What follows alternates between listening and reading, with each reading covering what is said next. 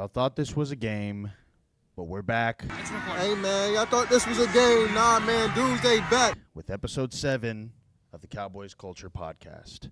My name is Ethan, the most swagged out Cowboys fan in the world. This is my brother Jacob and our co-host and good buddy Steven. Welcome back to Cowboys Culture, people. And how about them Cowboys? Am I right? All right, big week 1 win. Real quick, we're going to go ahead and thank our sponsorship, 360 Roofing and Restoration. 360 Roofing and Restoration is the #1 roofing company in DFW. If you are in the Dallas-Fort Worth Metroplex, give them a shot. Commercial, residential, landlords, property management, they do it all. So we're fresh off week 1. Let's not waste any time. Let's just jump right in. Normally we do recent news, but yeah, we don't have time for recent news after a game like that. I will say this, though. The culture was out at a watch party. Obviously, the game being in New York, we couldn't be at the game. So we were out at a watch party at the Omni PGA Frisco. Go check that place out, man. We had a ball out there, big 920-square-foot screen out there that you can watch football games on. So it was really awesome. We had a really good time out there. The Cowboys were there. They were present. They had like their mobile museum out there that was pretty awesome. It's pretty sick. Dallas Cowboy cheerleaders were out there. You know, of course, it was a full-on sponsored party, so it was a good time. That being said, what we watched out there was an outright beatdown. Don't get me twisted. Yeah. The Dallas Cowboys completely dismantled from whistle to whistle the New York Giants. They didn't have no business out there with us. yeah. The narrative going into this game was we didn't have any business out there with them. That was strongly corrected in the first scoring attempt by New York in the entire game, a first quarter field goal attempt, knockdown, returned, and off we went. What did you guys see out there? Go ahead, Jake. Yeah, I mean, like Steven said, I mean, this whole since that game, really since like the first half, I've just been. It's taken everything in me to keep myself calm and just contain myself because what we saw there was just like Steven said, it was a fundamental just dismantling of a football program, and I mean. Let's be honest, guys. We were straight dead wrong about this going into the game because we gave New York too much credit. Yeah, I mean, we all thought we were going to win this game, but if we remember, I don't remember the exact numbers. Each and every one of us thought this was going to be like a 10-point win, low scoring game, and man, I mean, and it's because we gave them as a playoff team so much respect, but it's like. And it's like we knew, seeing them at camp, seeing the pieces we added this offseason, we knew we were going to be good. I knew we were going to be good. I knew that out of all the years in the past 30 years, man, or 25 years, whatever, if we were going to have a shot, this was a year that we had a shot. We had a roster that could get it done. But man, I didn't know we had it like this. I mean, I couldn't have expected just to completely come out game 1 in the pouring rain and just completely just destroy the hopes and dreams of. I mean, you had Giants fans. I saw this video of this Giants fan throwing his jersey on the ground. I mean, like the commentators didn't know what to say. They were so shocked. Yeah, they spent a good like 8 to 9 minutes talking about Dak Prescott's new tattoo. They ran out of content. They had to find something. They run out of content. Look, we blew these dudes off the field from whistle to whistle. They had no business out there with us. We're in the rain, whatever. I mean, the narrative going into this is these Giants have done nothing but get better. The Cowboys are, the offensive coordinator changed, blah, blah, blah. McCarthy calling plays. It's just the same old Cowboys. So, just downright disrespect. The only thing that ended up getting disrespected was the hind end of the New York Giants. All right, Ethan, go ahead, buddy. Hey, yeah. So, I was kind of being a little bit reserved until my part. I asked him if I could go last. But let's not get All right, this. let me cut you off right there. Go ahead. No, go ahead. Let's not get this twisted. I got on 4 or 5 days ago, and I watched newscast after sportscast talk about that one idiot that said that he was going to take that Daniel Jones is better than Dak and everybody knows it. You're stupid. Then I went on Unbuttoned. Yeah, both Chris of those Simmons, both of those morons took the New York Giants to beat us. Both of them said it was disrespectful to be a 3.5 point. The G-men, more like the L-men. And you took them. You said it was 3.5 points was disrespectful, and you said that the Giants should win that game. And now I mean, Micah said it best. I mean, come on. You thought this was a game.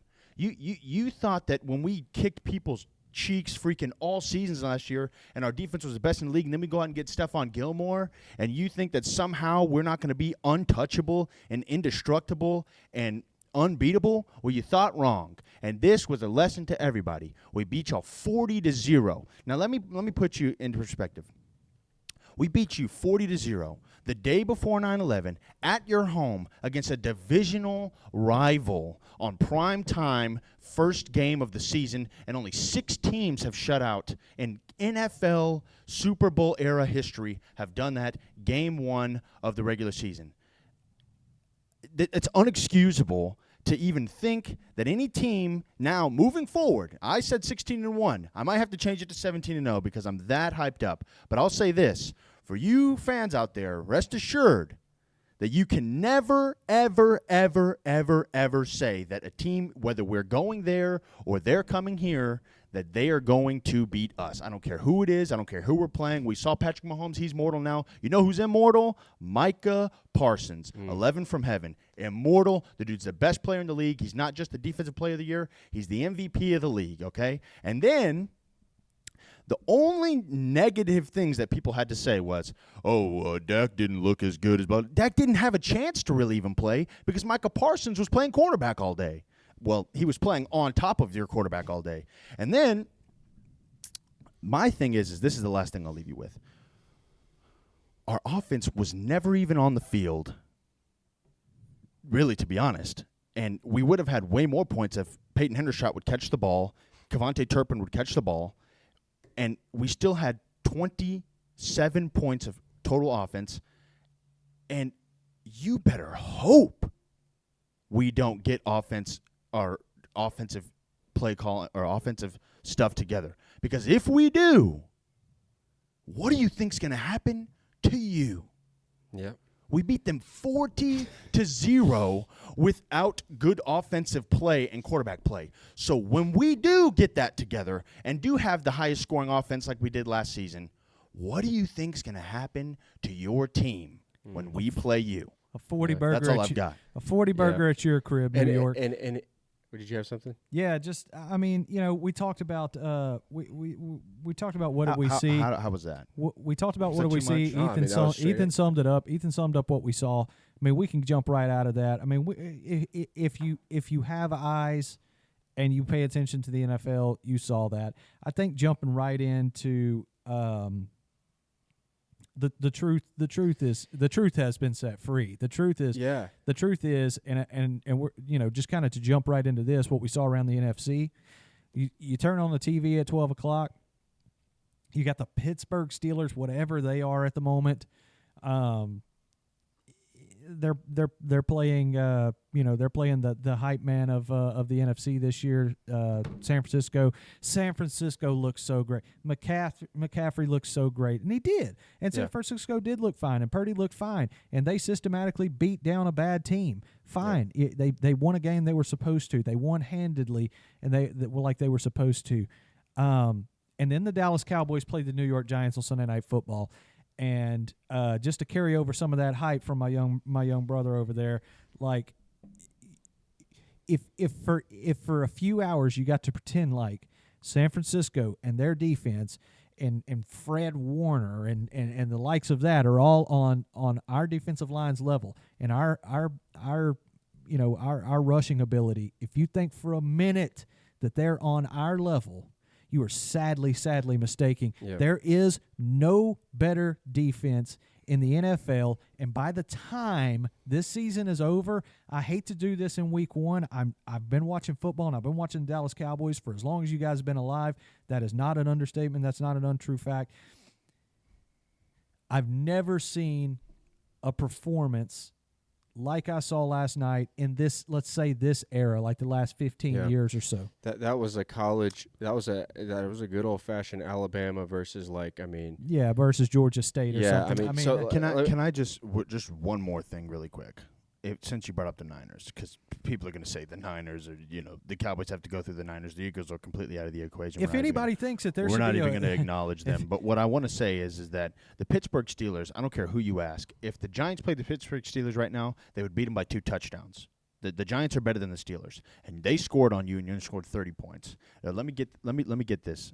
You guys had 5 sacks, and your golden child had 0. That's why I was doing this earlier. 0 sacks from Nick Bosa. Micah should have had 2 or 3, but again, Micah Daniel Jones lived was in fear. Yeah, Micah lived in Daniel Jones's face the entire night. And let's not get this twisted. He had one of the best, a top 5 to 3 left tackle in the league, one of the best, scared for his life, that he got penalties because he was so scared of him. Guys, it may not have even been our best defensive performance. We may have yet to see. Marquise Bell led the team in tackles. Yeah. You know who Marquise Bell is? Ever heard of Wanye Thomas? We didn't even have Wilson out there. If we would have had Wilson out there, they would. Or Jordan Lewis. Yeah. So. Or Tyler Smith. Here's the bottom line. Stephon Gilmore shows up first day with a star on and gets an interception. Yeah. So here's the bottom line. I think what Steven and Ethan are getting at here. Yeah, San Francisco had a good performance against a beat-up Pittsburgh Steelers team, but even still, it doesn't even hold a candle to what we did to the Giants. Number one, like Ethan said, we're not even going to talk about the Eagles because the Eagles were lucky. I better not hear anything else about the Eagles. The fact that the hype, anything. I better not hear anything about their offense or anything like that. They had like 4 3-and-outs versus the Patriots.